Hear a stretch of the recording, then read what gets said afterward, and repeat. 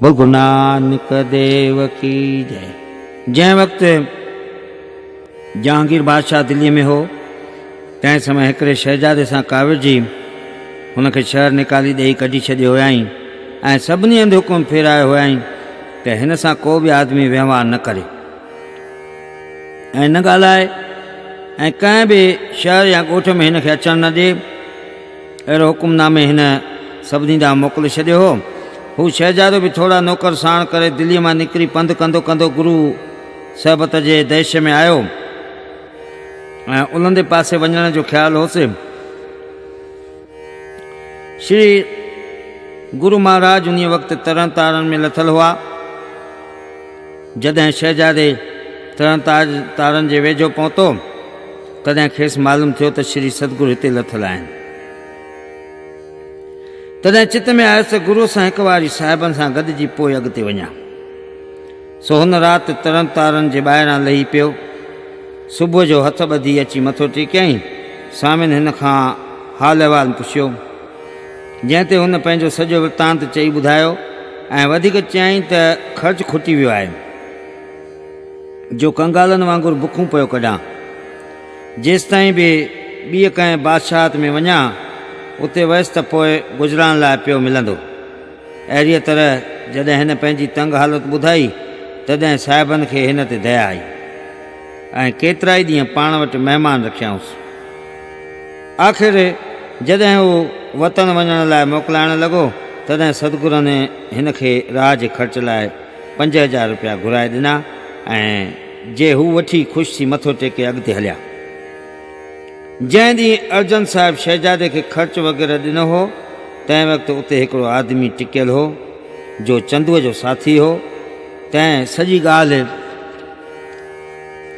वञी चंदूअ सां कई। हू त अॻे ई स्वामिन जो हो दुश्मन। तंहिं त वेठे वझ ॻोल्हिया त किथे का कूड़ी सची साबुती हथ अचे त वञी बादशाह खे ॿुधायां। सो हीअ वार्ता ॿुधी हथ मैटींदो शाह वटि ॾाहीं वियो ऐं सलाम करे हथ ॿधी चवणु लॻो त क़िबिला हाणे ॿुधो गुरूअ जी कहाणी।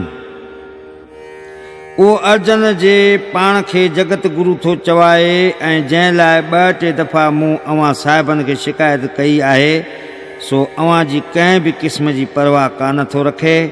हू पंहिंजे पूजा ऐं धन जे नशे में अहिड़ो त बेपरवाह थी वियो आहे जो अव्हां जे कयल हुकुम खे बि रद्द कयो छॾे। अव्हां खे ख़बर आहे त जंहिं शहजादे खे अव्हां शहर निकाली ॾिनी ऐं हुकुमनामा मोकिलिया आहिनि त को बि हाकिम या माण्हू हुनखे पनाह न ॾे। अहिड़े माण्हूअ खे अर्जुन पाण वटि राहे ख़ूब ख़ातिरी ॾिनी आहे ऐं हुनखे हीअं बि चयो अथु आहे त तूं असां वटि बेखौफ़ थी रहो। पोइ असीं ॾिसूं त बादशाह असांखे छा थो करे। जेकॾहिं बादशाह खणी को असां ते हुकुम कढियो त असीं हुन जी रैयत थियण खां इनकार वारींदासीं। अहिड़ीअ तरह हुनखे दिलासा ॾेई हुनखे केतिरा ॾींहं हुनखे पाण वटि रहायो पर हिन पाण डप खां रहण जी न कई ऐं अॻिते वञण जो ख़्यालु ॾेखारियो। तॾहिं बि हलंदे वक़्तु हुनखे केतिरो धन ॾेई रवानो कयईं। इहो अथव अॼुकल्ह जो गुरू। हुनखे एॾो त अभिमान आहे जो हुनजी कंहिं में बि अखि कान थी ॿुधे ऐं हू पाण खे शान जो शाह थो सॾाए। तंहिं करे मुंहिंजो फ़र्ज़ु आहे अव्हांखे साहिबनि जे सची हक़ीक़त सां मां वाक़ुफ़ु करणु। पोइ अव्हीं उहा ॻाल्हि मञियो या न मञियो। मुंहिंजी मर्ज़ी आहे त तव्हीं हिन खे पाण वटि घुराए का सज़ा ॾियो पर जो ॾियणु नथा घुरो त बि हुनखे पाण वटि घुराए का करामत त ॾिसोसि। पर करामत बि न ॾिसणी हुजेव त हिकु वारी हुनखे पाण वटि घुराए ताक़ीद करायोसि। ताक़ीद करियोसि मतां कंहिं वक़्तु सरकारी खजाने खे अची चोर न फुरे वञनि। तव्हीं हुनखे श्री गुरु नानक वांगुरु पीर ॼाणी जेकॾहिं मर्ज़ी पिया रखंदा त हू वेंदो ॾींहों ॾींहुं ज़ोर वठंदो। जंहिंमां पोइ ॾाढो ख़राबु नतीजो निकिरंदो हुन में श्री गुरु नानक जहिड़ो हिकिड़ो बि लक्षण कोन आहे। अहिड़ीअ तरह हिन पापीअ जॾहिं उबतियूं सुबतियूं बादशाह खे ॿुधायूं तॾहिं स्वाभाविक बादशाह खे हुन जे ॻाल्हियुनि ते प्रतीत आई ऐं हुकुम ॾिनई त जेतिरो ॾंड जो हुन लाइ हुजे ओतिरो लिखी मोकिलियोसि त पाण ई हिते हलियो ईंदो। बादशाह जो हुकुम ॿुधी ऐं पंहिंजी मुराद पूरी थियण ॼाणी चंदू बिल्कुलु ख़ुशि थियो ऐं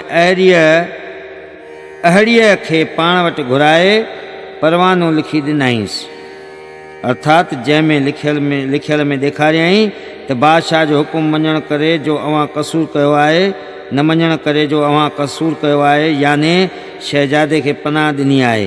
तंहिं करे बादशाह सलामत अव्हां जे हुकुम थो करे त 2 लख रुपया ॾंड जा हुकुम ॾियारे मोकिलियो, न त हालत में वधीक क़दम खणिबो। अहदी परवानो खणी लाहौर मां रवानो थियो ऐं मंजिल हणी अमृतसर पहुतो। हिन खे चंदूअ घणेई चई छॾियो हो त जेकॾहिं ॾंड जा पैसा न ॾियई त हिकदमि हुनजो घर घाट ज़ब्त करे पैसा वसूल कजांइ। अहदीअ खे बि उअं ई करिणो हो जीअं चंदूअ सम्झायोसि। सो उते पहुची श्री गुरु महाराजनि वटि वियो, पर जॾहिं परे खां सतगुरुनि जो दीदार कयईं तॾहिं तनमल शीतल थी वियुसि ऐं बादशाह जो परवानो स्वामियुनि जे अॻियां रखियईं। हूअ सतगुरनि जी निमाणी मूर्ति ॾिसी अजब में पइजी वियो ऐं हथ ॿधी पाण बि निमाणनि वांगुरु माठ करे बीह रहियो। स्वामियुनि उहो परवानो खोलाए पढ़ायो ऐं अहवाल मालूम करे ऐं श्री गुरु नानक साहिब जन जे वचननि खे यादि करे पक ॼाती त असांखे इन्हीअ बहाने काया छॾणी आहे। आकी बाकी कान्हे जो पिण श्राप यादि करे वधीक पक कयऊं त दुख पाए देई छॾणी आहे। तंहिं करे हिकिड़ो ॾींहुं अहदीअ खे पाण वटि तरसाए ॿिए ॾींहुं सुबुह जो घुराए चयऊंसि त असीं सुभाणे लाहौर में ईंदासीं ऐं बादशाह जेकी घुरियो आहे हली हुते ईंदासीं। अहदीअ एतिरो ॿुधी हथ जोड़े विनती कई त गुरु वज़ीर जेके लफ़्ज़ चई मूंखे हिते मोकिलियो हो सो त आउं कुझु बि अव्हां खे ॿुधाइण नथो चाहियां, छाकाणि जो दर्शन करण जे वक़्त खां वठी मुंहिंजो मन पाप खां निकिरी सिधो राह ते आयो। तंहिं करे हाणे कृपा करे तईं साहिब मूंखे पंहिंजो सचो पचो सेवक करे ॼाणो। जेतिरो की इन हूंदे बि आउं तव्हां साहिबनि खे एतिरो ॿुधाइण ज़रूरु थो ॼाणा त वज़ीर बिल्कुलु ख़राबु माण्हू आहे। तंहिं करे अवी साहिब हुन खां सदाईं सावधान रहिजो, छाकाणि त ही सभु कुकर्म हुन जा ई रचियल आहिनि।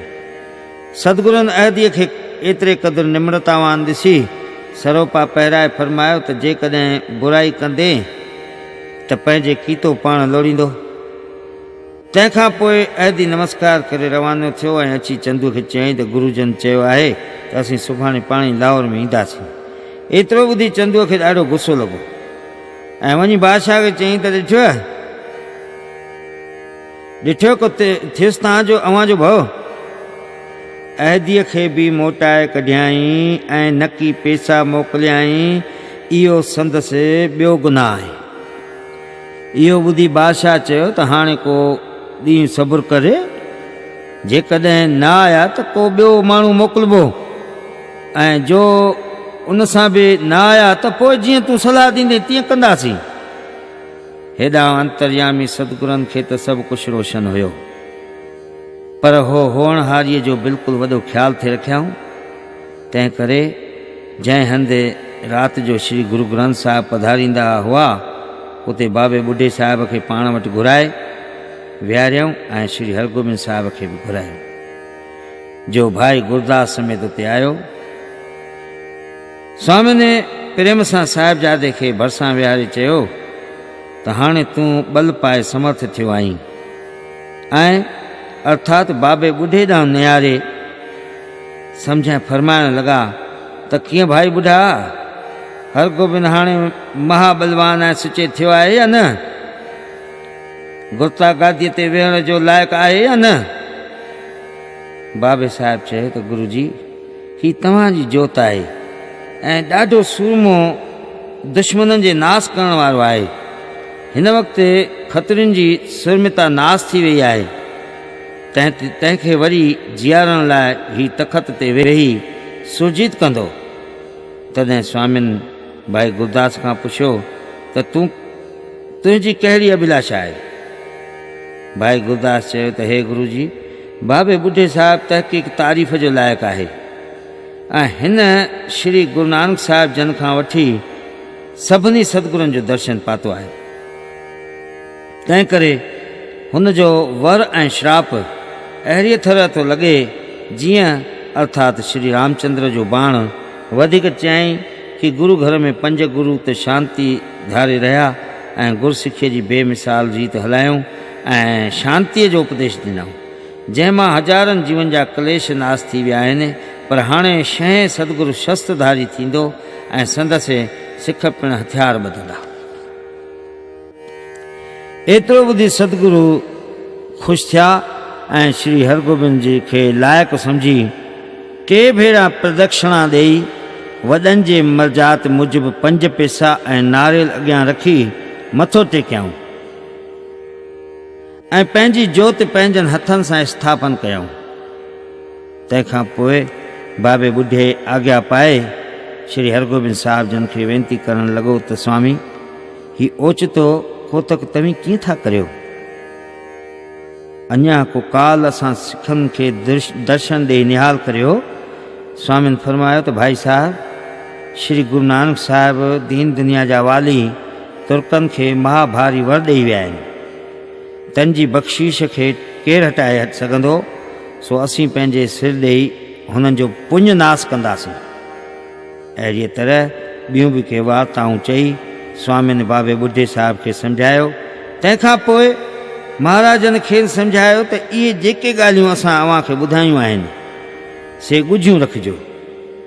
सॼी संगत खे सिख्या ॾिजो त श्री हरगोबिंद साहिब खे मुंहिंजो रूप जी करे ॼाणनि।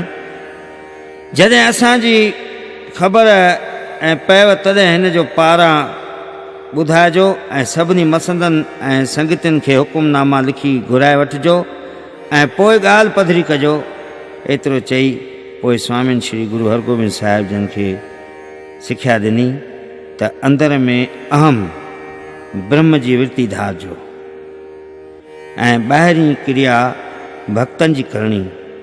इहो उपदेश गुरु घर जो आदि खां वठी हलंदो पिया आयो आहे, जो तव्हीं पिणु श्रद्धा सां संभालींदा पिया अचिजो। इहो ई आशय श्री गुरु नानक साहिब जन जो हो, जो हुननि श्री गुरु अंगद देव साहिब जन खे सुणायो हुयो। वधीक गुरु जन ईअं पिणु चयो त हमेशह समुंड वांगुरु गंभीर ऐं मां धीरजवान रहिजो, करामात कॾहिं बि न ॾेखारिजो ऐं जीअं रामचंद्र ऐं कृष्णचंद्र ॿाहुनि जो बल सां लड़ायूं कयूं आहिनि ऐं कंहिंखे बि शक्ति न ॾेखारी अथनि, तीअं तव्हीं पिणु पंहिंजो मत इन्हीअ तरह धारण कजो। सतगुरनि जा अहिड़ा वाक्य ॿुधी श्री हरगोबिंद साहिब जन जा कंवल गुल जहिड़ा नेण जल सां भरिजी आया ऐं फरमाइण लॻा त तव्हीं साहिब कारण करणु पाण आहियो, तंहिं करे इन्हीअ बाबति मुंहिंजो वधीक ॻाल्हाइणु बेअदबी आहे। एतिरो चई कंध हेठि करे वेही रहिया। अहिड़ीअ तरह सभु कमु लाइ तंहिंखां पोइ स्वामी घर आया ऐं भोजन वठी सेजा ते वेठा। माता गंगा ख़ुशि थी अची अॻियां वेठनि। स्वामी उन वक़्तु फरमाइण लॻा त हे वॾ भाॻिणी, सुभाणे सवेर असांखे लाहौर ॾांहुं वञिणो आहे। तुंहिंजो पुटु हाणे वॾो थियो आहे ऐं सभु कम पंहिंजे मुंहुं करण लाइ सियाणो आहे। परमात्मा ऐं धीरजवान आहे। ही शरीर सदाईं रहण वारा न आहिनि, तंहिं करे उन में मोह रखणु न घुरिजे। छो जो जेकी पैदा थियो आहे सो अवश्य नास थींदो ऐं जो वॾो थियो आहे सो नेठि किरंदो। हाणे असांखे सतगुरु गुरु नानक साहिब जन जे हुकुम मूजिबि ऐं भाई काने जे श्राप मूजिबि ॿियनि जे हथां देई छॾणी आहे।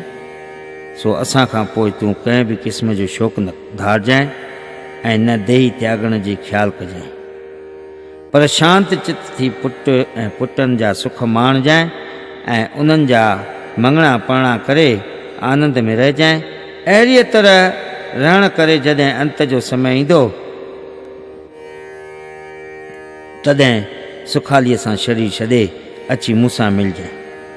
माता गंगा सतगुरनि जे वातां अचानक अहिड़ा अखर ॿुधी नेणनि मां नीर वाए चवण लॻी त हे दया जा भंडार, तव्हांजा अहिड़ा तीरनि जहिड़ा तिखा ऐं दुखोईंदड़ वचन ऐं मुंहिंजे कननि मां लंघे मुंहिंजो अंदरि था खाइनि, पंहिंजे मुख मां कीअं था फरमायो। श्री हरगोबिंद साहिब अञा बालक आहे ऐं तव्हीं हाणे कीअं था अहिड़ा वीचार करियो। हुनखे तकलीफ़ रसाइण लाइ दुश्मन केतिरा उपाउ पिया कनि, जिन खां जीअं तीअं करे तव्हां हुनखे बचाए वरितो आहे। सो हे निमाणनि जा माण, तव्हीं वीचारे ॾिसो त आउं पोइ कंहिंजे आसिरे रहंदुसि। सतगुरु पंहिंजे पत्नीअ जा अहिड़ा वचन ॿुधी फरमाइण लॻा त तूं अहिड़ी चिंता चित्त में असुल न कर। श्री गुरु नानक साहिब जन जो हथ सदाई तव्हांजे मथां रहंदो ऐं हू सदाई अव्हां जा सहायताकार थींदा। एतिरो चई स्वामिन माता गंगा जे मुंहं में निहारियो त हिकदमि संदसि मोह नास थी वियुसि ऐं जीअं पतीअ चयसि तीअं अखियुनि सां सच ॾिठईं। हथ जोड़े चवणु लॻी त हे ठाकुर, जीअं अव्हांखे सुहिणो लॻे तीअं करियो। इन तरह ॻाल्हाए ॿोलाए श्री सतगुरु सुख सेजा ते आरामी थिया ऐं पहर राति रही जागी सनान आदिक सभु क्रिया लाइ पंहिंजे स्वरूप में जुड़िया। तॾहिं सिज चढ़ियो। जॾहिं सिज चढ़ियो तॾहिं लाइ सवारी घुरायूं ऐं 5 सिख, भाई बुद्धीचंद, भाई जेठो, भाई लंग, भाई प्राणो ऐं भाई पेड़ो पाण सां संभरायूं ऐं ॿियनि सभिनी खे धीरज ॾेई हर मंदिर जे दर्शन करे लाहो ॾांहुं मुंहुं कयूं। श्री हरगोबिंद साहिब पिता जे उपराइण लाइ सारी संगत समेत साण गॾु हलिया। जॾहिं गच पंधु करे आया तॾहिं सतगुरनि सभिनी खे मोटी वञण लाइ चयो ऐं खेनि फरमायूं त हिक ॿिए जे आज्ञा में हलिजो, कंहिंजी बि आज्ञा भंग न कजो। श्री हरगोबिंद साहिब खे फरमायूं त बाबे ॿुढे जो सदाई अदब रखिजो ऐं जीअं हू आज्ञा करे तीअं हलिजो। स्वामिनि जा इहे वचन ॿुधी बाबे ॿुढे साहिब खां आज्ञा वठी सभई दास हरगोबिंद समेत सुखराज सतगुरनि जे कदमनि ते किरी पिया। पोइ साहिबनि खां मोकिलाए सभई पुठिते मोटिया।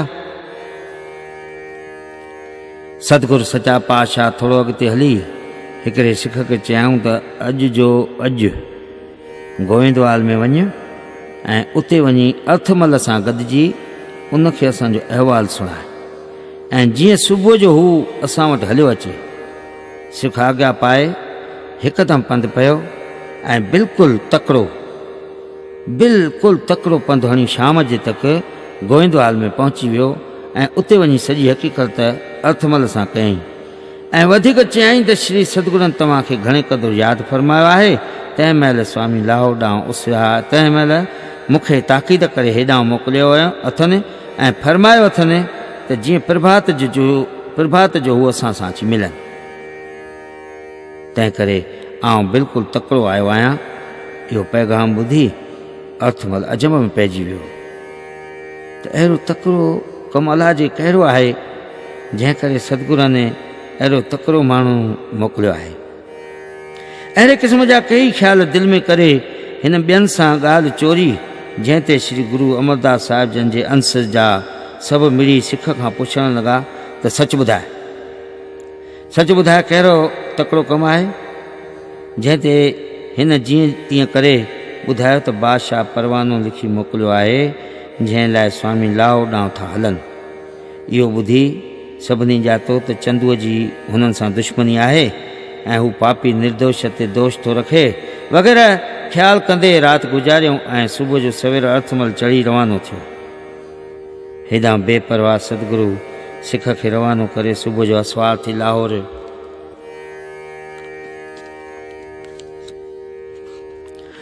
लाहौर में पहुता ऐं सिंधूअ जे किनारे हिकिड़े गुरमुख सिख वटि अची लथा। सिद्ध साहिबनि खे आयो ॾिसी ॾाढो ख़ुशि थियो ऐं घणी सिक सां अची सतगुरनि जे कदमनि ते पियो सिद्धूअ जी हमेशह इहा मुराद हूंदी हुई त उहो ॾींहुं सभाॻो कॾहिं थींदो जंहिं ॾींहुं आउं सभु सेवा टहल सतगुरनि जी पंहिंजनि हथनि सां कंदुसि। हू चवंदो हो त उहो ॾींहुं कॾहिं रही मूंखां टहल कराईंदा। अहिड़ो प्रेम न फ़क़ति सिद्धूअ जो हो, लोकनि हिन जे स्त्रीअ खे पिणु बेहद प्रेम हूंदो हो। इन करे घटि घटि जा वासी सतगुरु हुननि खे पंहिंजो प्यारो मित्र ॼाणी संदन महिमान थिया। हू ॿई पुरुष ऐं स्त्री स्वामियुनि खे पाण वटि आयो ॾिसी अहिड़ो त ख़ुशि थिया जीअं कंहिं निर्धन खे धन प्राप्त थींदो आहे। सो हू अनेक प्रकारनि जूं स्तुतियूं करण लॻा ऐं हिकिड़ीअ नई खट ते सुंदर आसन विछाए विनती करे साहिबनि खे विहारियाऊं ऐं ॿी हर तरह जी सेवा करे सतगुरनि समेत सभिनी जा पेर धोताऊं। तंहिंखां पोइ लेपण करे ताज़ो पाणी आणे बर्तन मले सनानु करे रसोई तयारु कयाऊं। जॾहिं रसोई तयारु थी वई तॾहिं हिकिड़ी उमदी संदुली स्वामियुनि लाइ विछायूं ऐं ॿियनि लाइ पिणु हर तरह तयारी रखी सिद्धू हथ जोड़े विनती कई त हे प्रभु, रसोई तयारु आहे। साहिबनि हिन जो अटल प्रेम ॾिसी हिकदमि उथिया ऐं अची पंहिंजे आसन ते वेठा। जुदा जुदा थालियूं परशे खटा मिठा चहिरा ऐं सलूणा भोजन पाए सभिनी खे प्रेम सां खारायूं। सतगुरु दीन दयाल सिखनि समेत प्रेम सां प्रसाद पाण हथ धोई उथिया ऐं सिद्धूअ जे भोजन जी हर तरह सारा करण लॻा। सिख हथ जोड़े चयो त हे गुरु जी, आउं इन्हीअ जे लाइक़ु न आहियां, पर तव्हां दीन दयाल सतगुरनि जो सदाईं इहो विरोध आहे। तव्हीं साक्षात ईश्वर जो रूप आहियो। तव्हां राजा दुर्योधन आदिकनि जा भोजन त्यागे प्रेम वस्ती विदुर भगत जे घर साग खाई साराऊं कयूं आहिनि। अॼु कीअं मूं मिसकीन जे कुटिया में पेर पातो अथव।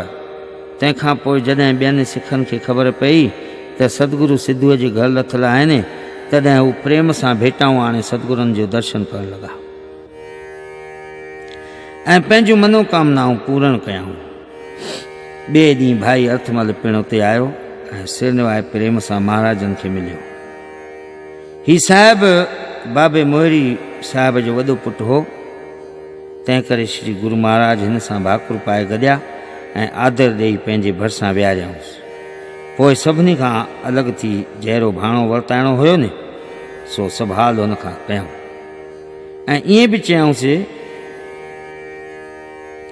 त असांजे शरीर जी हाणे पछाड़ी आहे ऐं असांजे देही त्यागण जो वृतांत हिन रीति आहे त जेके असांजा दुश्मन ऐं विरोधी आहिनि, हीउ अपराध उन्हनि जे सिर ते आहे। हू जॾहिं पाप करे वधी वॾा थींदा तॾहिं श्री हरगोबिंद साहिब उन्हनि खां पाण ई बदिलो वठंदो ऐं जोगी सजा ॾींदनि। भाई अर्थमल पुछणु लॻो त हे गुरु जी, कृपा करे ॿुधायो त कहिड़े दस्तूर शरीर त्यागींदो। गुरु महाराज फरमाइण लॻा त चंदू रोज़ु बादशाह वटि चुगलियूं पियो हणे। हाणे बि बादशाह खे कावड़ाए 2 लख रुपया ॾंडो लॻाए अहदी चाढ़े मोकिलियईं। सो हू महादुष्ट आहे।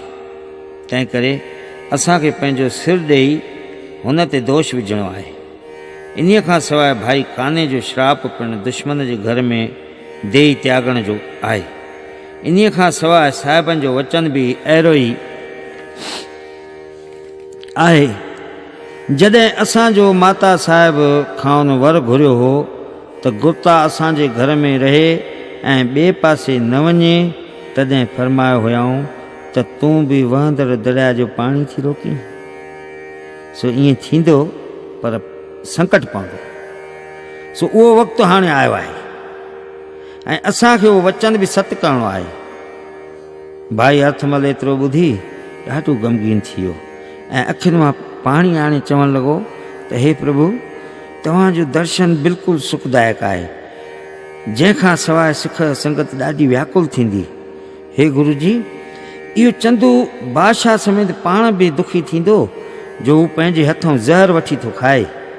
इहो पाप रूपी ज़हर जंहिं वक़्तु अंदरि वञी पहुचंदुसि तंहिं महिल मुंहुं फिरी वेंदुसि ऐं प्राण निकिरी वेंदसि। हिन अंधे खे हाणे त ख़बर कान थी पवे, लेकिन जॾहिं हिन खे इन्हीअ जे एवज मिलंदो तॾहिं अखि खुलंदसि। भाई अर्थमल वधीक सतगुरनि खे चयो त हे भगत वहमल, मुंहिंजो शरीर साईं जन जे अॻियां हाज़िर आहे।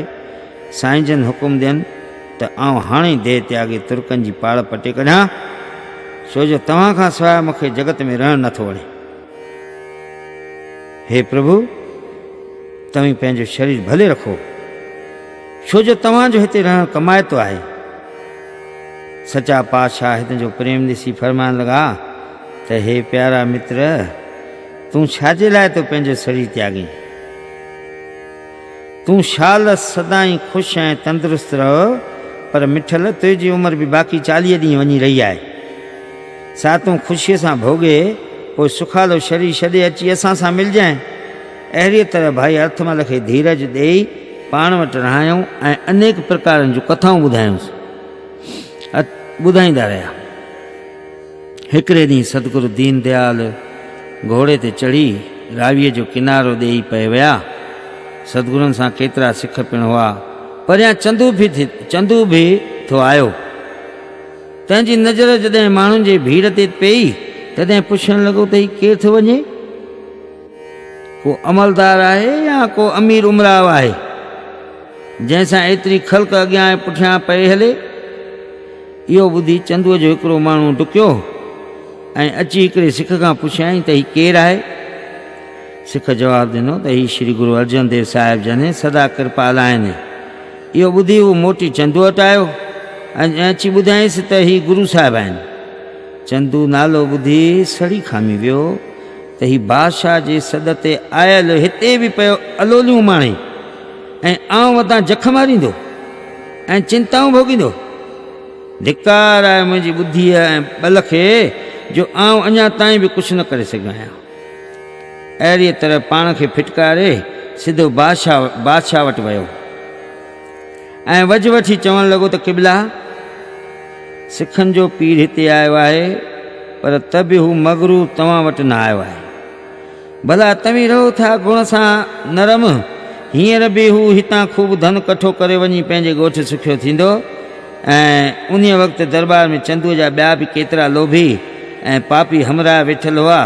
तिन बि वठी चंदूअ जी ॻाल्हि जी पुठ भराई कई त हजूर प्रभा दीवान साहिबु बिल्कुलु सियाणो ऐं सम्झू वज़ीर आहे। हिन खे मुल्क जो अमन अमान रखण जो ॾाढो ऊनो थो रहे। तंहिं करे हू साईं जन खे थो अर्ज़ु करे, तव्हीं बि त हिकु वारी हुनखे पाण वटि त घुराए पुछोसि, पर जेकॾहिं अवी खेसि कुझु न चओ, मन ख़ुदा साहिब जो रस्तो पुछोसि ऐं ॾंड बाबति हुन सां पाण ई दीवान सम्झंदो। इन लाइ अवी पाण ई कंहिं बि क़िस्म जो को वीचार न करियो। हिननि जो गुफ़्तगू में अवी कन ई न ॾिजो। चंदू ऐं ॿियनि उमराउनि जी अहिड़ी मर्ज़ी ॾिसी बादशाह जी ख़्वाहिश थी त जंहिं गुरूअ लाइ के चङायूं पिया चवनि ऐं के निंदाऊं पिया कनि, तंहिंजो हिकु वारीअ जेकर दीदार कजे। सो पंहिंजे साम्हूं वेठल हिकिड़े सरदार वज़ीर ख़ान खे सॾे चयईं त तूं वञी सतगुरनि खे मूं वटि वठी अचु। वज़ीर ख़ान हुकुम पाए हिकदमि उथियो ऐं सिधो ई सतगुरनि वटि पहुतो ऐं नमस्कार करे चवणु लॻो त हे साईं, तव्हीं बेशक धन आहियो ऐं धन अव्हां जी वाणी आहे। मूंखे जलंधर जो मर्द थी पियो हो, जंहिं करे मां ॾाढो दुखी गुज़ारींदो हुउसि। केतिरा ई हकीम मूं ॾिठा, पर फ़ाइदो कोन पातमि। तॾहिं आख़िर यकीन रखी सुखमनी साहिब जो पाठ ॿुधो त तत्काल मुंहिंजो दुख नास थी वियो। सो हे सखा जा साहिब, मां बादशाह जे हुकुम मूजिबि अव्हां साहिबनि खे वठण लाइ आयो आहियां। बादशाह वटि जेको चंदू वज़ीर आहे, सो रोज़ु तव्हांजे बादशाह जे अॻियां कूड़ियूं चुगलियूं पियो हणे ऐं हू दोजखी थी केतिरनि ॾींहंनि खां पोइ उपाउ ॻोल्हे रहियो आहे। हाणे हुन जे बार चवण ते बादशाह जी मति पिण फिरी वई आहे, लेकिन त बि बादशाह तव्हांजे दर्शन करण लाइ घणो मुनतज़र आहे ऐं मूंखे तव्हां ॾांहुं मोकिलियो अथसि। वज़ीर ख़ान जी सॼी गुफ़्तगू ॿुधी सचा पातशाह फरमाइण लॻा त हे प्यारा मित्र, इन लाइ त असीं हेॾो पंधु लताड़े हिते आया आहियूं। एतिरो चई हिन सां गॾु हलण लाइ तयारु थिया ऐं घोड़े ते चढ़ी 5 सिख पाण सां वठी ॿाहिरि आया रस्ते ते सतगुरनि जो दर्शन करण लाइ हज़ारे माण्हू बीह विया ऐं साहिबनि जो दर्शन करे धन श्री सतगुरु जी धन श्री सतगुरु जी पुकारनि लॻा। वज़ीर ख़ान अॻुवाट वठी बादशाह खे सुध ॾिनी त गुरु महाराज अची रहिया आहिनि। बादशाह पंहिंजे भर में हिकिड़ो ऊचो आसन विछारायईं ऐं जंहिंखे ॾिसी चंदूअ खे ॾाढो दुख थियो। एतिरे में श्री गुरु महाराजनि बि अची पहुता। हिन खे बादशाह घणो आदर ॾेई ऐं निमी सिजदो करे आसन ते विहारियो। पोइ हिक ॿिए खां ख़ुशि ख़ैर फत पुछी ख़ुशि थिया। जंहिंखां पोइ बादशाह सतगुरनि खे चयो त पीर साहिबु मूंखे दिलि में ही हिकिड़ो संसो केतिरनि ॾींहंनि खां वेठल आहे जो अवी साहिब मुंहिंजो दूरि करियो। साहिब फरमायो त बेशक अवी चओ। बादशाह चयो त ही जो हिंदू ऐं मुस्लमान पाण में झगड़नि था ऐं हर को पियो पाण खे वॾो कोठे ऐं हिक ॿियनि खे दोजख ऐं भिशत जा भव था ॾियनि, सो महिरबानी करे ॿुधायो त उन्हनि ॿिन्ही मां ख़ुदा साहिब खे केरु थो ॼाणे ऐं कंहिं ते धणी ताला जो रहम थींदो ऐं केरु कूड़ो आहे ऐं सचो आहे। सतगुरनि इहो ॿुधी जवाब में ही शब्द फरमायो, रामकली महिला 5, कोई बोले राम राम, कोई खुदा, कोई सवै गुसैया, कोई अलाय, कारण करण करीम, कृपा धार रहीम रा। कोई नावे तीरथ, कोई हज जाए, कोई करे पूजा, कोई सिर निभाए, कोई पढ़े वैद, कोई कतेब, कोई अवड़े नील, कोई सफ़ेद, कोई कहे तुर्क, कोई कहे हिंदू, कोई बाछे भिशत, कोई सरगंदू। कह नानक जिन हुक्म पछाता, प्रभु साहिब का तिने भेद जाता। तात्पर्य, हे बादशाह, ईश्वर तो हिकिड़ो ई आहे पर झगड़नि करे ॿथी पियो आहे।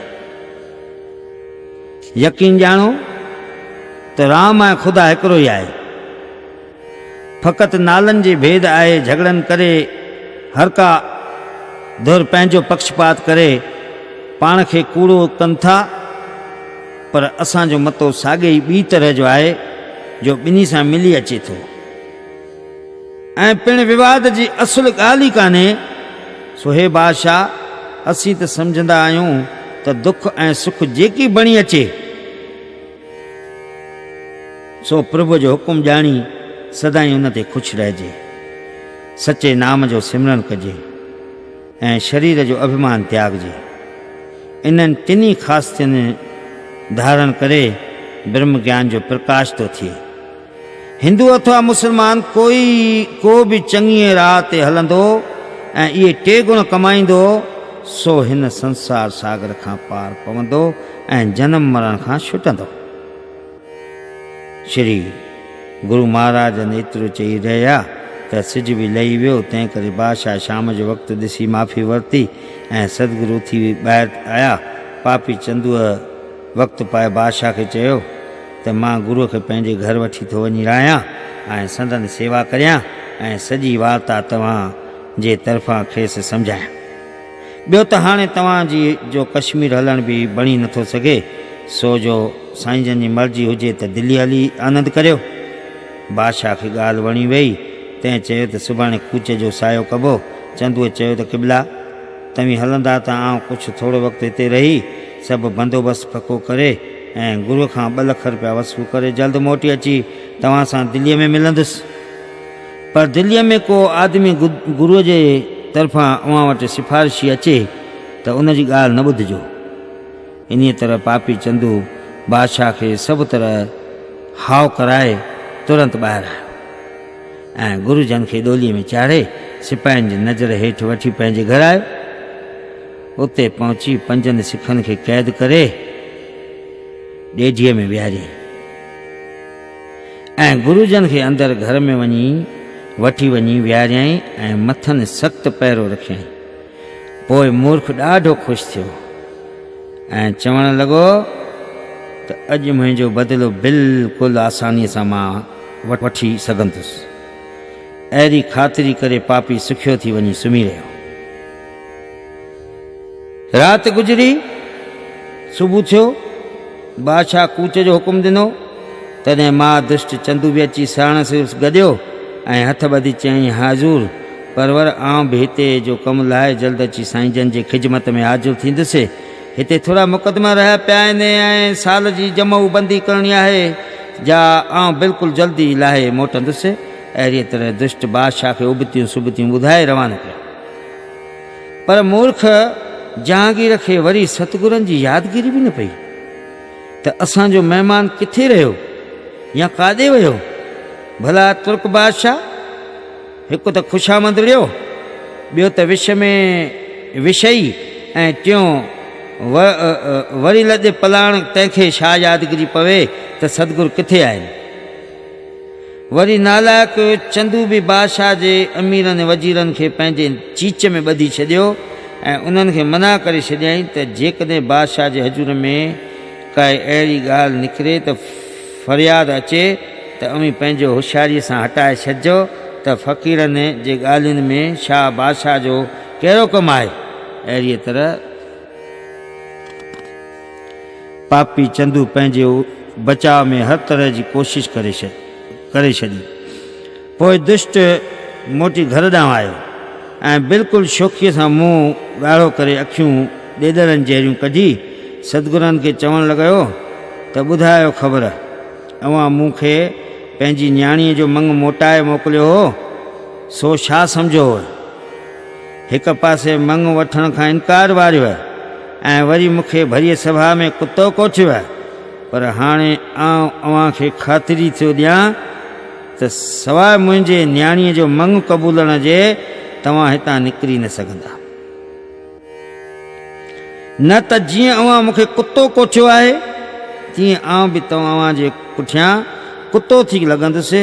तंहिं करे हींअर ॿई ॻाल्हियूं अव्हां जे साम्हूं आहिनि। उपाउ करियो, जेकॾहिं चओ त विहांउ जो सामान कठो करियां, जेकॾहिं चओ त तव्हां जे मौत जी सामग्री ठाहियां। प्यारा पढ़ंदड़ो, सम्झो था त सतगुरू ने हिन मूर्ख खे कहिड़ो जवाबु ॾिनो। निमाणनि जा माण, बेवसीलनि जा वसीला श्री गुरु अर्जन देव साहिब निर्भय थी दुष्ट खे जवाबु ॾिनो त तूं असांखे जॾहिं ॾियण जी अभिलाषा कीअं थो करीं ऐं असांखे मोरीअ जे मिसल थो सम्झी, सो ॿुधाए त चोॿारे ऐं मोरीअ जो पाण में मेलाप कीअं थी सघंदो। इहे अखर असां अॻे बि चया आहिनि ऐं हाणे बि चऊं था। हमेशह मंग पंहिंजे शानी शरीर सां करणु घुरिजे। असां ऐं तो में वॾो तफ़ावत आहे। वीचारे ॾिसो त केॾांहुं मोरी ऐं केॾांहुं चोॿारे।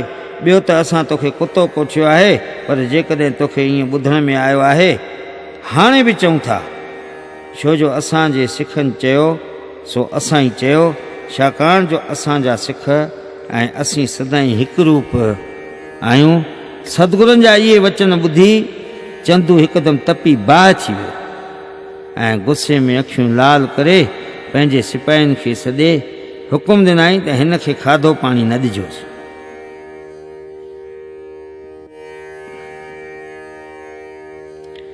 जेकॾहिं उञ लॻेसि त 1 लख रुपयो वठी पोइ पाणी ॾिजोसि ऐं जे बुख लॻेसि त बि 1 लख रुपया वठी पोइ खाधो खाराइजोसि ऐं जो निंड अचेसि त बि 1 लख रुपयो वठी पोइ आराम करणु ॾिजोसि। हिन जे मन में वॾो अभिमान आहे, सो ही कॾहिं बि कीन मुड़ंदो ऐं आउं नेठि हिन खे माराईंदुसि। एतिरो ॿुधी सतगुरनि फरमाइण लॻा त असीं अॼु खां वठी न की खाईंदासीं पीअंदासीं, न की सुम्हंदासीं, पर हिकु ई हंधि वेठा रहंदासीं। तूं असांखे धमकी न ॾे, पर तोखे जेकी करणो हुजे सो बिला शक कर। इहो ॿुधी दुष्ट मुछ ते हथु रखी सिपाहियुनि खे हुकुम ॾेई ऐं 5 सिखनि खे तुरंग दाख़िल कराए घर ॾांहुं मोटियो। सतगुरु सचा पातशाह उहा राति बिना खाधे पीते रहिया। सारे लाहौर जे सिखनि में रोले पइजी वियो त श्री सतगुरु महाराज केॾांहुं हलिया विया। केतिरा माण्हू शहर में हेॾां होॾां ॻोल्हण विया, के धर्मशालाऊं ऐं मुसाफ़िर खाना ॾिसण विया त मतां उते वञी रहिया हुजनि। अहिड़ीअ तरह पए कयाऊं, हंधि हंधि पुछंदा रहिया। घड़ीअ त ख़्यालु वरी किन पे चयो त मोटी अमृतसर क्या विया न हुजनि, गुरू ईअं वञण वारा न आहिनि। आख़िर ख़बर पवनि त सतगुरु बादशाह वटां निकिरण खां पोइ चंदूअ जे माण्हुनि सां संदसि घर ॾांहुं विया आहिनि। अहिड़ी ख़ातिरी करण लाइ के सिख चंदूअ जे घर ॾांहुं विया ऐं उते वञी ॾिठऊं त उन जे घर जा दरवाजा बंदि पिया आहिनि ऐं अंदरां गुरबाणी जो आवाज़ु पियो अचे, जंहिंमां हू सम्झी विया त सतगुरु हिते आहिनि। जॾहिं वधीक ख़ातिरी करण लाइ दरवाजे जे अॻियां अची बीठा, जंहिं ते हुननि खे सिपाहियुनि उते बीहण खां रोकियो ऐं धमकाए चयो त हितां हलिया वञो। एतिरो ॿुधी वीचारा सिख डिॼी वञी परे बीठा ऐं उते बि पाण में सुरपुर करण लॻा। दुख त घणेई थियनि पर कुझु करे न सघिया। वरी 3 ॾींहं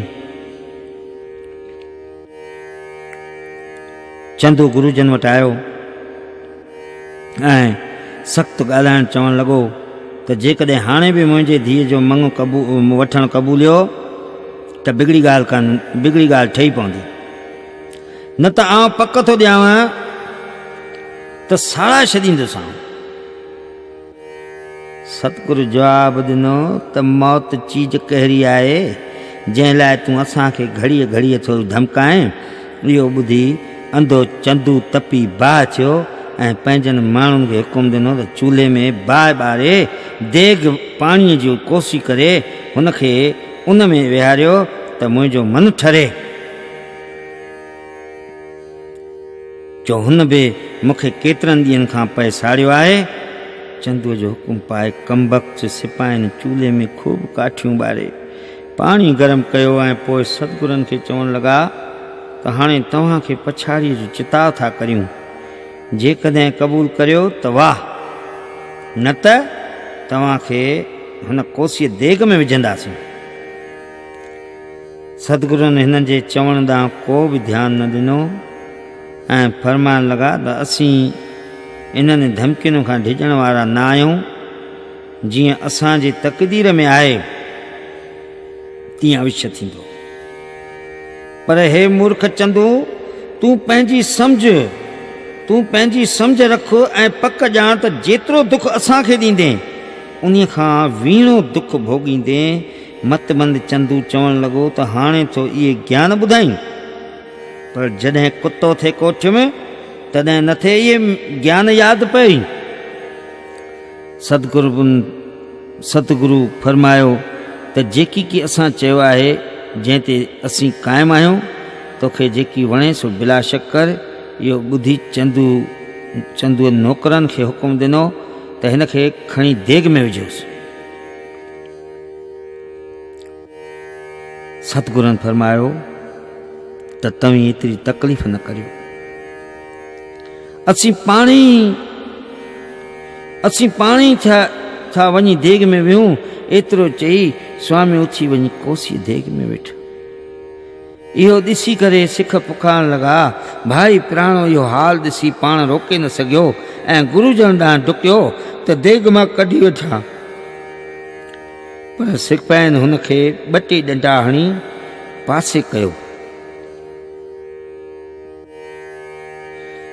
सतगुरुनि पिण हुनखे मना कई त तव्हीं हेॾां न अचो, हीउ दुष्ट चंदू नरक में टहकंदड़ पाणीअ में पवंदो।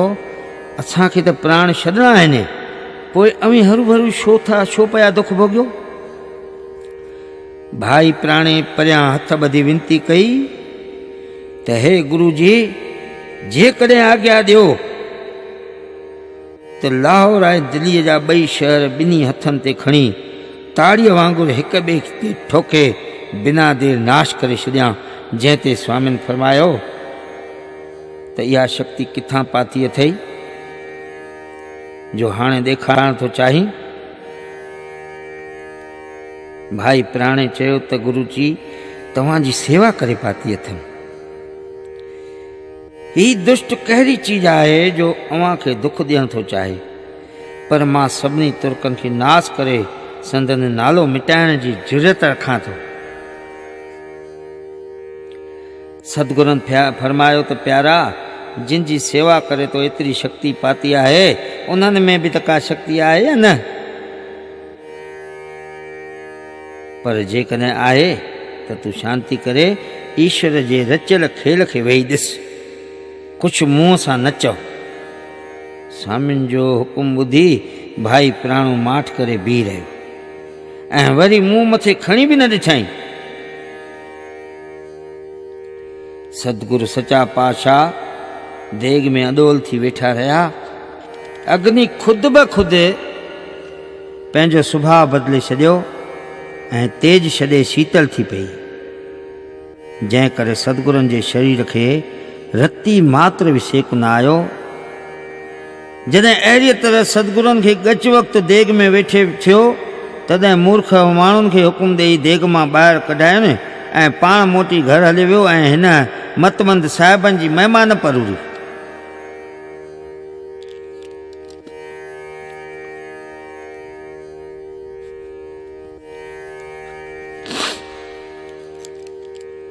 चंदूअ खे हिकिड़ी नुंहुं हुई, जा हिक सिख जी धीअ हूंदी हुई। तंहिंखे जॾहिं ख़बर पई त मुंहिंजो सहुरो सतगुरनि खे दुख ॾेई रहियो आहे, तॾहिं उहा वीचारी बिल्कुलु दहिलजी वई। ऐं जॾहिं ख़बर पइसे त केतिरनि ॾींहंनि लाइ कोन सतगुरनि कुझु खाधो पीतो अथवा आराम कोन कयो आहे, तॾहिं उहा वीचारी बिल्कुलु बेचैन थी रही ऐं चवणु लॻी त ख़बर न आहे त कहिड़े अपराध सबबु मूंखे हिन घर में प्रभु आंदो आहे। अहिड़े घर में रहण खां मरणु बहितर आहे। अहिड़े क़िस्म जो वीचार करे हिन घर जे भातियुनि खां चोरीअ कुझु मिठाई घुराए ऐं ॿियो बि कुझु भोजन साण खणी श्री सतगुरनि ॾांहुं आई। पर सिपाहियुनि जे पहिरे ते बीठल हुआ, तिन जो भउ करे थोरो परते हटी ऐं उन्हनि जे सॾु करे चयईं त अव्हां जे पंहिंजा मणिया लाहे थी ॾियां, तव्हीं फ़क़ति मूंखे सतगुरनि वटि वञणु ॾियो। लालच जे मारियनि सिपाहियुनि इहा ॻाल्हि क़बूल कई ऐं हुन खां ज़ेवर वठी खेसि मोकल ॾिनी। हूअ वीचारी परे खां सतगुरनि खे व्याकुल ॾिसी रोई चवणु लॻी त हे कृपानाथ, मूं भोजन ऐं पाणी अव्हां लाइ आंदो आहे जो अव्हीं खाओ। मां दुष्ट चंदूअ जी नुंहुं आहियां ऐं कर्म नाणे मूंखे हिन जे घर क़ैद कयो आहे। अव्हां जे सिख जी धीउ आहियां। स्वामिन हुन जे मुंहं ॾांहुं निहारे फरमायो त हे जीजा, तोखे जस आहे जो एतिरे क़दुरु भउ रखी आई आहे, पर हाणे जे तूं पंहिंजो कल्याण चाहीं त असां सां गॾु तूं पंहिंजा प्राण छॾिजांइ, छो जो असीं चंदूअ जी पाड़ पटे कढंदासूं ऐं हू मूर्ख नरक में पवंदो। हिते ई असांजो बदिलो हिन खां संभाले वठंदासीं ऐं खेसि अवगतियो करे मारींदो। इन्हीअ खां सवाइ हुन जो सॼो ई घर ख़राबु थींदो। तंहिं करे तूं हुननि जे दुख खां हींअर ई पंहिंजा प्राण त्यागे सुखी थी। तो भोजन अथवा जल असांजे लाइ आंदो आहे, तंहिं करे असां तोखे धन्यवाद था ॾियूं, पर हुन जे घर जो अन्न जल असांखे असुली न वरिताइणो आहे। तंहिं करे तूं बि सभु मोटाए खणी वञ। साईं इहे वचन ॿुधी दिलि में पकज कई त सतगुरनि जो वचन अणतड़ आहे, तंहिं करे मुनासिबु ॼाताईं पंहिंजा प्राण त्यागे छॾियां। सो सतगुरनि खे चवणु लॻी त हे दया जा भंडार, मूंखे पाण में मेले वठिजो ऐं पाण सां वठी हलिजो। एतिरो चई डप जी मारियल सतगुरनि मथे मथो टेके घर ॾांहुं मोटी ऐं अची राति बि हमेशह वांगुरु गुज़ारी। ॿिए ॾींहुं सुबुह जे चंदूअ ख़्यालु कयो त हुनखे त पाणी बि असरु कोन कयो ऐं का बि तकलीफ़ हुनखे न थी, तंहिं करे हाणे अॼु गरम वारी था मथां विझोसि। इहो वीचार करे रसोई खाई सतगुरुनि ॾांहुं आयो ऐं दरवाजे वटि बीह सिखनि ॾांहुं निहारे सिपाहियुनि खां पुछणु लॻो त काल्ह हुननि कंगालनि छा थिए बकियो, हाणे अॼु हिननि खे बि सजा ॾियो त काल्ह अजीब ॻाल्हियूं ॿुधाए असांखे थे ढेॼारियऊं ऐं हितां छुटण लाइ थे फरेब कयऊं। वरी सतगुरुनि ॾांहुं निहारे चवणु लॻो त तूं बि हिननि जो लॿाड़नि ते थो लॻे, तंहिं करे मूंखे थे ॼाणनि त आउं कहिड़ो माण्हू आहियां। हाणे भॼी निकिरो हितां त तव्हांजी ख़बर पए वग़ैरह। एतिरो चई हुननि वीचारनि सिखनि खे सोटा हणाया, पर हू वीचारा गुरुजन जे डप खां माठ करे दुख भोगींदा रहिया। पोइ दुष्ट वरी बि गुरुजन खे चवणु लॻो त हाणे छा थो चवीं, हाणे मंग क़बूल या ॾेखारियां पंहिंजे बल। यादि रख त तोखे पूरो करे पोइ तुंहिंजो पुट खे पकड़ाए घुराईंदुसि ऐं उहो जे मंग क़बूलींदो त वाह, न त उनखे बि माराए छॾींदुसि ऐं पंहिंजे धीउ खे विधवा सम्झी वेहंदुसि। स्वामिनि त असुल करे कई माठ, को बि जवाबु न ॾिनऊं। जंहिं ते चंडाल चंदू भित सां वारी घुराए कोसी करण जो हुकुम ॾिनो। नौकरनि वरी आणे घणियूं काठियूं ॿारे तेज गरम कई। जॾहिं वारी तपी बाहि जहिड़ी तेज थी तॾहिं मुर्दार चंदू हुकुम ॾिनो त हाणे चओसि त वेह चढ़ी हिन तय। श्री हरि वाहेगुरु, श्री हरि वाहेगुरु। हिकिड़ा ॾींहं गरम जेठ वारो महीनो ऐं वरी लाहौर जो शहर, जिते त हिकारी तपत ज्यादा, टियों लुकनि जा ॾींहं ऐं टांडनि जहिड़ी तदल वारी। ऐं जंहिं ॾींहं खां सतगुरु दीन दयाल हिन पापीअ जे घर आया, तंहिं ॾींहं खां वठी न को अन्न जल ऐं न का निंड कई हुआऊं। कुर्बान सतगुरनि जे नाम तां जो अहिड़ी अवस्था में बि रतीअ मात्र शोक न कयऊं। हचारो चंदू खेनि कई कठोर वचन ॿोले चवणु लॻो त जीअं जो तो मुंहिंजी छाती साड़ी आहे, तीअं तूं बि सड़ी मर। आह, दीन दुनिया जा वाली सतगुरु अहिड़ा वचन ॿुधी बि बिल्कुलु शांतीअ में रहिया, ॼण को धरतीअ खे थे धीरज सेखारियो। पोइ जॾहिं स्वामीअ वारीअ ते थे वेठा, तॾहिं सो हुन पापीअ खे एतिरो चयऊं त हे मूर्ख कुभागी, पंहिंजो चवणु नथो वीचारी जे कुतनि वांगुरु थो भौंके ऐं जख मारिए, पर हे दुष्ट, तूं पंहिंजी सॼी वंश जी थो पाड़ पटी ऐं हथ वठी थो पंहिंजे मथां आफ़त आणे। भाई लिंग ऐं भाई प्राणो उन्हनि वक़्तु बेट पा थी गुरुजन ॾांहुं डुकिया त उन्हनि वारीअ ते असीं था हलूं सुम्हूं ऐं पोइ सतगुरु असांजे मथां सुखाइलिया सा बीहनि। जीअं हू अञा अॻु भरो थिया, तीअं चंदूअ हुननि खे लठियूं हणाए पुठ ते कढियो। सतगुरु तंहिं ते हुननि खे चयो, तव्हीं हरू भरू कावड़ जी छो था अचो ऐं मार खाओ, छो था मार खाओ? माठ करे वेही ॾिसो, ही सभु कमु असांजी मर्ज़ीअ मूजिबि थी रहियो आहे। सतगुरु वारीअ जे मथां ईअं पलथी मारे वेठा जीअं कोमल आसन ते वेहबो आहे। संदन शरीर खे का बि तकलीफ़ न थी। भला जिन साहिबनि जा 14 लोक रचियल, तिन खे अग्नि जी ताबज कीअं वेझो ईंदी? हिकिड़े ई हंधि वेठा रहिया, को बि अंग हेॾां होॾां न फेरियाऊं ऐं माठ करे वेठा रहिया। तॾहिं दुष्ट हुकुम ॾिनो त हाणे हिन गरम वारीअ जूं कणशियूं भरे मथां विझोसि। हीअ वारी त हिन जे शरीर खे लॻे ई कान थी। चंदूअ जो हुकुम पाए संदसि माण्हू ततल वारीअ जूं कणशियूं भरे सतगुरनि जे मथां विझण लॻा, पर तबे सतगुरनि कुझु बि न ॿोलियो ऐं न को अंग हलायो। माठ में रहिया। हेतिरे में ॾिसंदे बि हुन दुराचार्य साहिबनि जे महिमा खे न ॼातो ऐं अजाई डेघ करणु लॻो। तॾहिं सतगुरनि ॾिठो त हिन पापीअ जी अञा बि पूरी कान थी आहे, तंहिं करे इच्छा अनुसार सॼे शरीर में फूकणा पैदा कयऊं तंहिंखां पोइ हुननि वारी विझणु बंदि कई ऐं ॿ पहर स्वामियुनि खे ॿधी विहारियूं। पर त बि स्वामी अबोल ऐं अॾोल वेठा रहिया। प्यारा पाठको, ॾिसो सतगुरनि जी अतोल महिमा जो एतिरे कष्ट हूंदे बि असुल पाण न ॾेखारियूं। स्वामियुनि जी अहिड़ी अतोल वृत्ति ॾिसी इंद्र आदिक देवताऊं हैरान थी विया ऐं सभई धन्यवाद उचारण लॻा। जॾहिं दुष्ट मोती घर थी वियो तॾहिं साॻी जाइ ते विहारण जे हुकुम ॾेई वियो। सतगुरनि जे शरीर ते बाहि जो साड़ियल वांगुरु फोफड़ा थी पिया ऐं कान्हे ब्रह्म ज्ञानी जे श्राप सचो कया। आधी राति जो वक़्तु जॾहिं हर को वञी पंहिंजे बिस्तरे दाख़िल थियो तॾहिं गुरु गोरखनाथ 84 सिद्ध पाण सां वठी उते अची सिपाहियुनि खे मूर्छा करे श्री गुरु महाराजनि वटि आयो ऐं चवणु लॻो त हे दया जा सागर, तव्हां अंतर जो निश्चय निहायत अॾोल आहे ऐं तव्हां जे समान ॿियो को बि संतोषी कोन्हे। पर धन आयो अवी जो एतिरी शक्ति हूंदे बि शांतीअ सां दुख सही रहिया आहियो।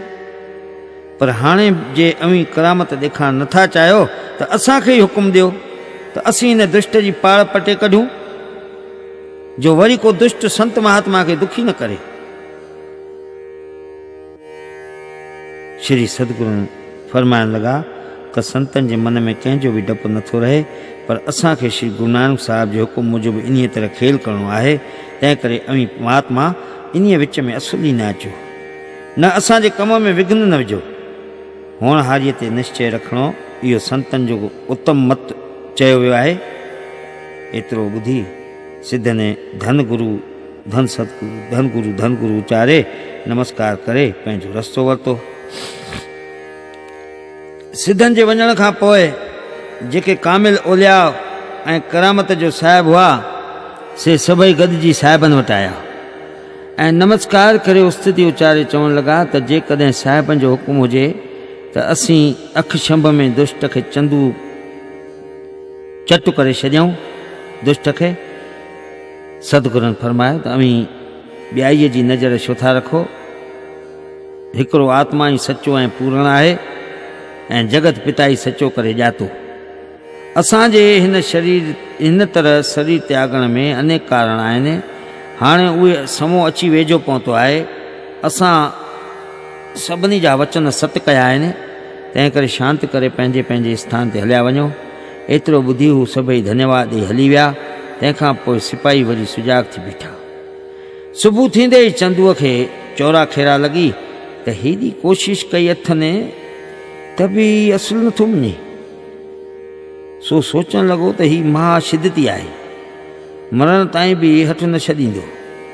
तंहिं करे अॼु वरी लोह तपराए हिन ते बीहारींदो सांस त पोइ पाण ई कुछंदो। इहो वीचार करे पापी हिकदमि अची माण्हुनि खे हुकुम ॾिनो त लोह गरम करियो। तॾहिं लोह बाहि में तपी टामे वांगुरु ॻाढ़ो थियो। तॾहिं हचारे सतगुरनि खे सॾे चयो त हाणे आउं तोखे वरी बि थो चवां त नातो क़बूल करे या चढ़ी हिन ते वेह। सतगुरनि को बि जवाबु कोन ॾिनो, पर माठ करे चढ़ी लोह ते वेठा। उन वक़्तु जिन चंडालनि इहो लोह गरम कयो हो तिन खां बि हाहाकार निकिरी वई।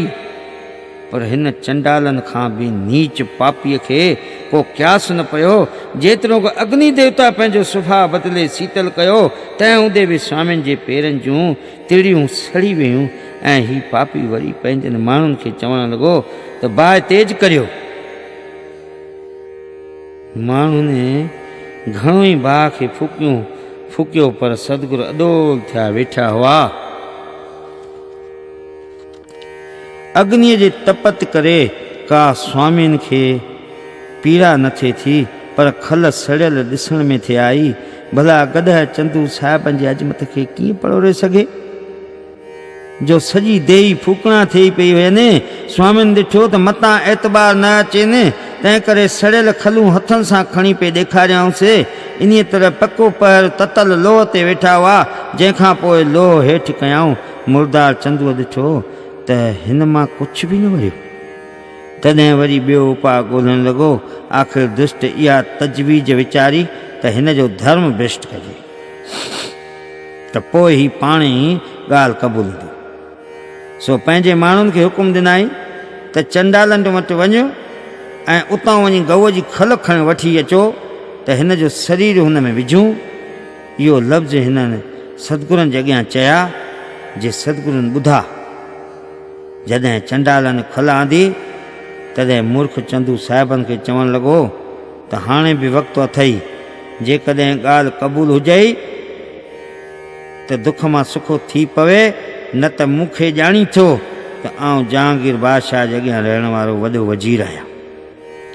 पर तूं मुंहिंजे रतीअ मात्र बि भउ कोन थो करीं। सुलभी ऐं पृथ्वी चंद तोसां नथे पुॼी सघिया, पर आउं तोखे बिल्कुलु ख़राबु करे मारींदुसि।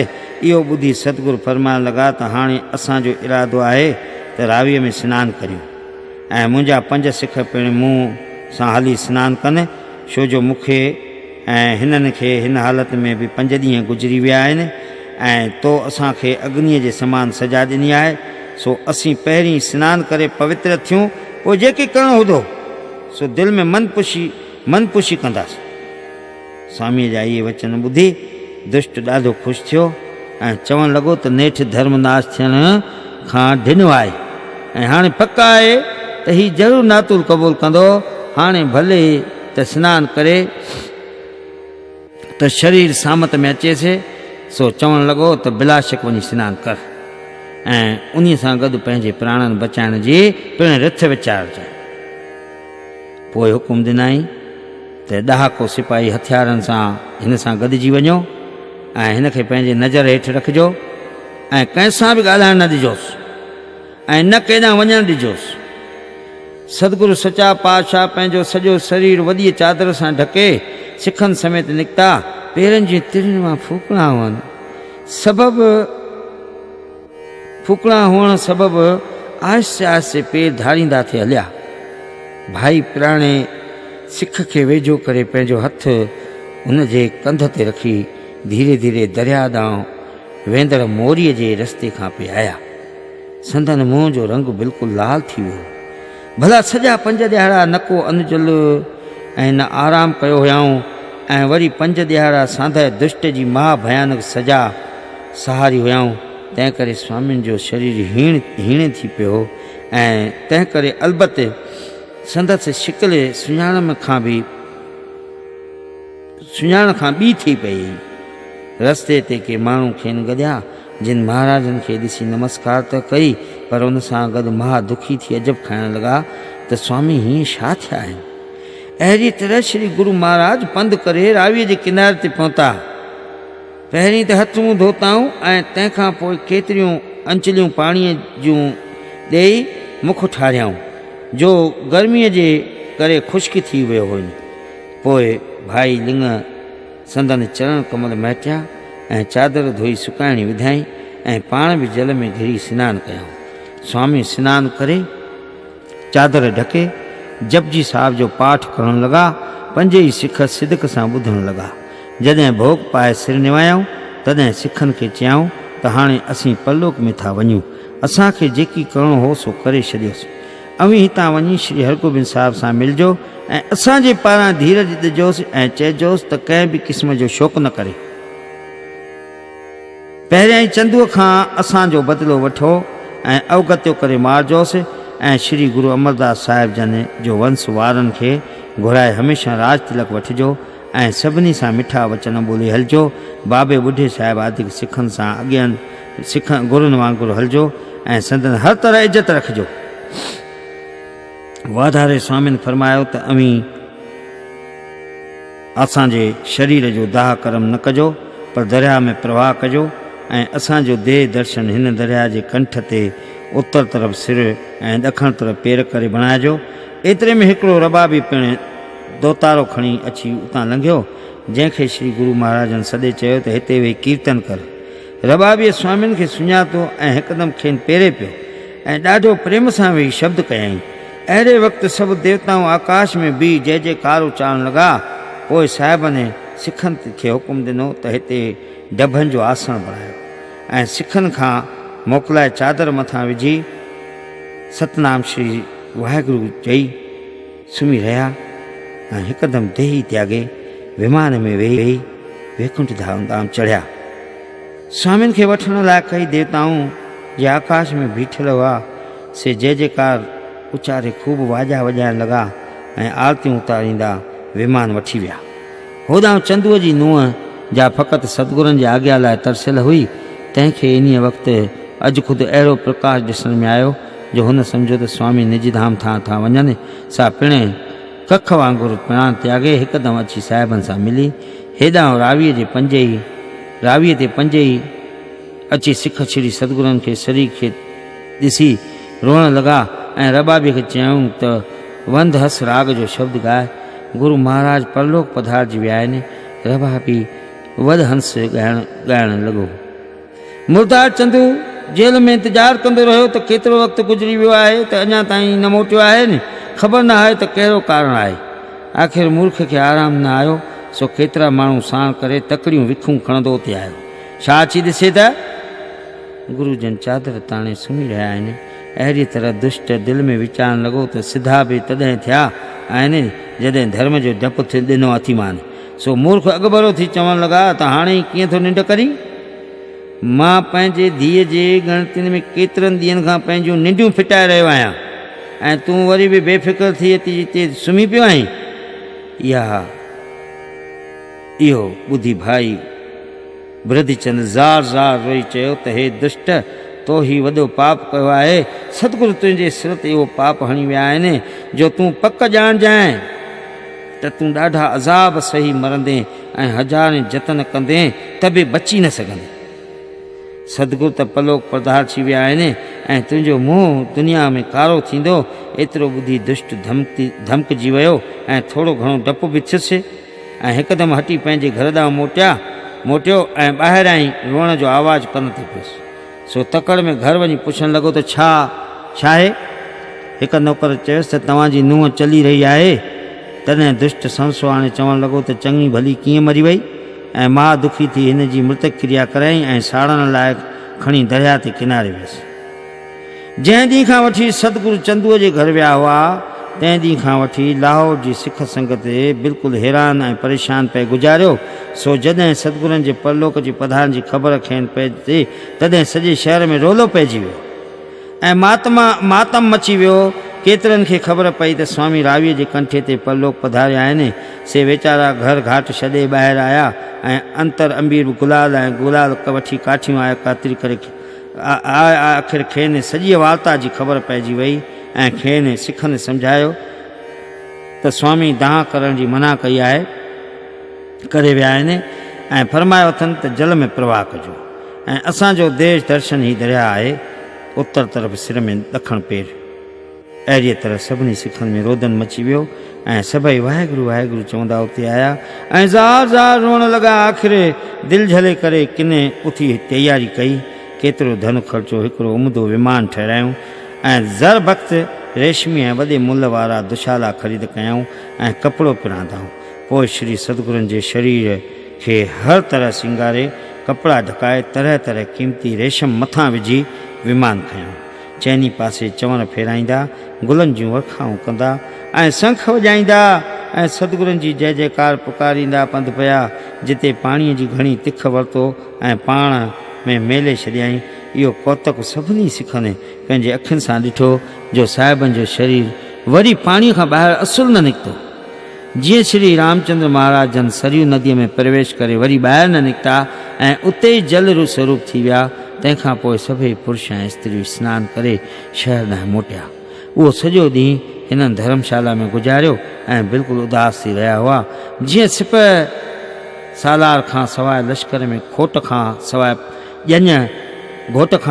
ॼञ उमाणकी थींदी आहे तीअं वीचारा सिख पिणु उदास थी रहिया हुआ। सारी राति श्री गुरु महाराजनि जे पवित्र चरित्रनि खे प्रीतीअ खे यादि कंदे ऐं ॻणतियूं भोॻींदे गुज़ारियाऊं। सुबुह थियो त त गुरुजन जा आंदर 5 सिख उथी दरिया ते आया ऐं उते गुरुजन जे स्थान ते खे मथो टेके पर ॿाहिरां अमृतसर ॾांहुं पंधु पिया। वीचारनि जो मुंहुं अहिड़ो थी वियो हो जो ॼण को जंग हाराए मोटिया आहिनि। हिक ॿिए खे चवंदा हलिया त हाणे माता जन खे ही सुअन जहिड़ा तिखा वचन कीअं हली ॿुधायूं। वेचारी माता ऐं श्री हरगोबिंद साहिब जंहिं वक़्तु ही वचन ॿुधंदा हिकदमि व्याकुल खिरी पवंदा। अहिड़ीअ तरह हू वीचारा पाण में ॻाल्हियूं कंदा, ॻणतियूं खाईंदा, पंधु लतारे अची अमृतसर में पहुता। प्यार जा सागर श्री हरगोबिंद साहिब पिताजन जे वञण खां पोइ हमेशह संदनि वाटियूं पिया निहारींदा हुआ। हिकिड़े ॾींहुं गुरु हरगोबिंद साहिब जन खे पिताजन जी ॾाढी शिक थी ऐं हू संगत खे चवणु लॻा त बादशाह खे लाहौर मां रवाने थिए बि केतिरा ॾियारा थी विया आहिनि, तॾहिं सतगुरु अञा मोटिया न आया आहिनि।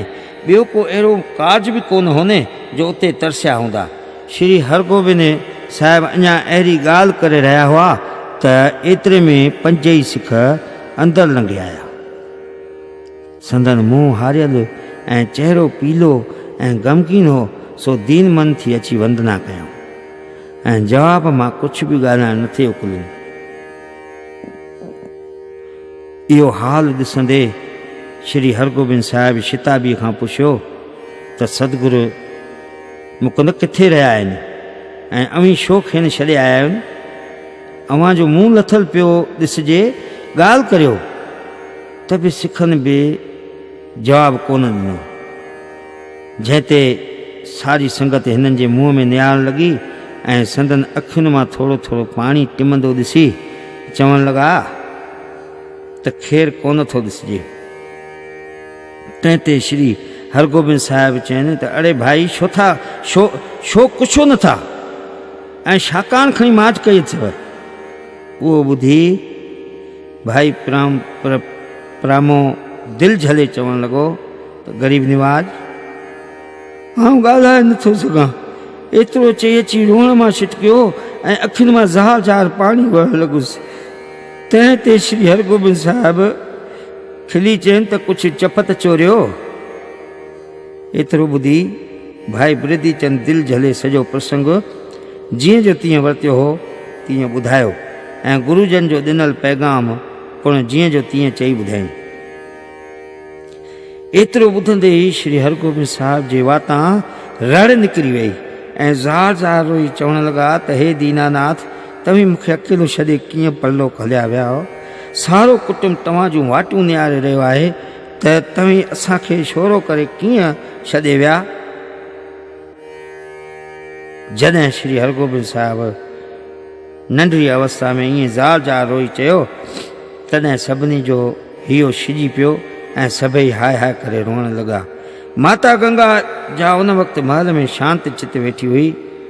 सा ओचितो अहिड़ी भयानक